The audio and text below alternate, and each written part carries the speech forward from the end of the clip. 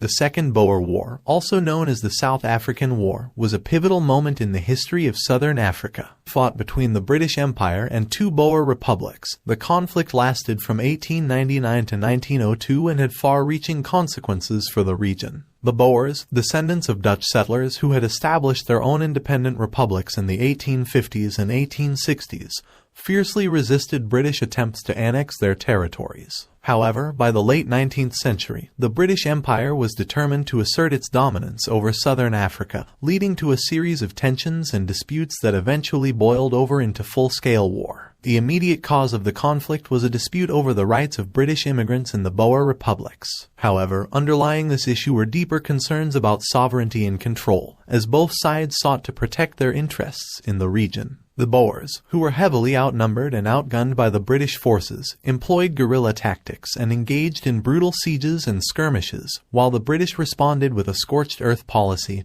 that devastated Boer farms and communities. One of the most notorious aspects of the conflict was the British use of concentration camps to imprison Boer civilians. These camps were overcrowded and unsanitary, with poor food and medical care, and thousands of Boer women and children died as a result of disease and malnutrition. This aspect of the war would have a lasting impact on the Boer community, both in terms of the trauma experienced by survivors and the deep resentment felt towards the British authorities. Ultimately, the British were able to overcome the Boer forces with their superior numbers and resources. However, the cost of victory was high, with over 22,000 British soldiers and 7,000 Boer fighters losing their lives. The war officially ended in 1902 with the Treaty of Vereeniging, which granted limited autonomy to the Boer republics within the British Empire. The legacy of the Second Boer War would continue to shape southern Africa for decades to come. The conflict marked a turning point in the history of the region, as the Boers and other groups struggled to assert their rights and maintain their independence in the face of British colonial rule. The war also had profound social,